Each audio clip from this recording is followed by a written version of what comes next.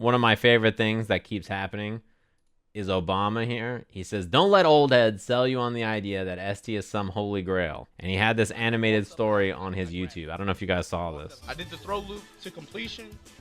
Perfect. Perfect. And as soon as the announcer was like, perfect, I felt the machine rumble.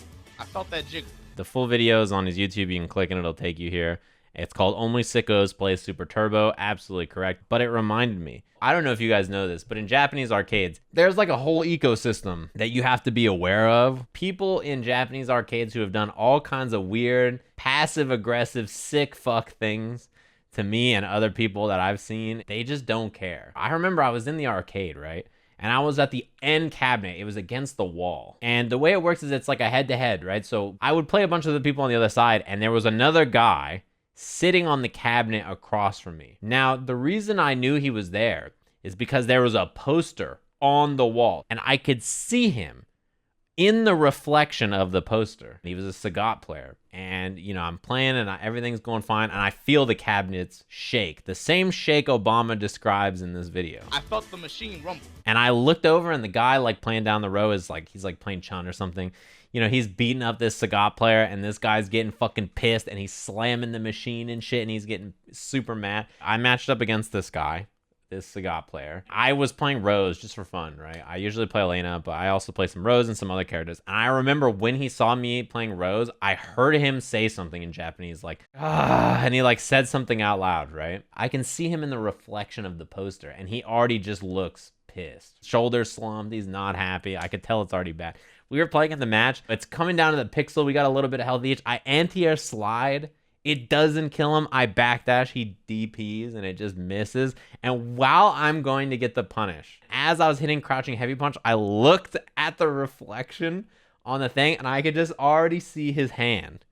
Like, just reeled back in the air, right? Just fucking boom. And like right when I punished, with crouching heavy punch, I just hear the thump of the cabinet, and he just fucking punch. And I got it. Doing your punish when you see the hand raised in the background, if it's like it creates a unique kind of joy in life that's hard to explain. And I don't think he realized that I could see him in the reflection because he never stared back. I mean, that's just, people are so weird in the arcades. I told you guys a few times. I played some guy, and I think I was playing like Eva Ryu.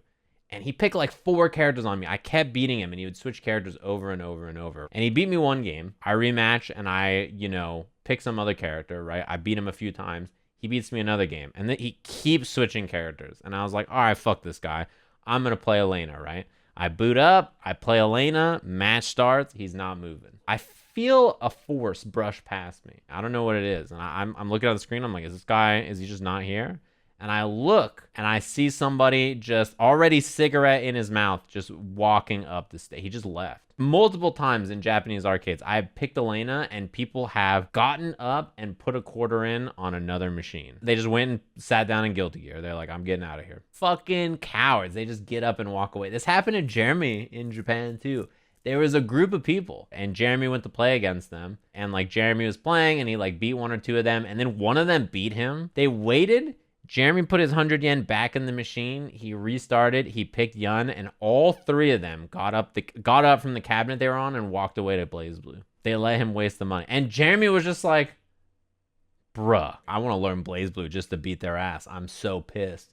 And I was like, yeah. If you've ever watched these Obama videos, he talks about learning games in the arcade so that he can chase people around. He's like, if they run from me, and they go to ST, I gotta be able to beat their ass, you know? I was watching Third Strike and Mikado, and there's this old dude, he's like 50 years old, right? In his long trench coat and his like suit and tie, playing Q. And he was playing against Jeremy, and I've never seen, he just raising his fist and slamming the cabinet every time he loses a round. Like, he was just fucking furious, shaking the machine, slamming the cabinet, just fucking furious the whole time. And Jeremy's just being an asshole, command throwing him over and over and just like fucking ruining his day. It was just so funny. You know, there's a perception that only the American arcades, or like, you know, arcades in the West, people are assholes.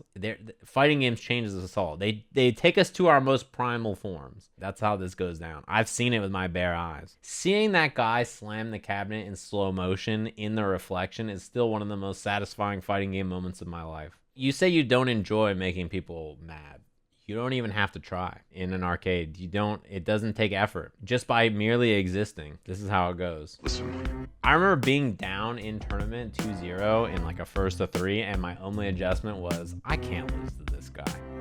And then I won the set. The only thing I thought was, I can't lose to this motherfucker. I hate them. That was the only adjustment I made strategically, was, I can't lose, dude. What am I doing?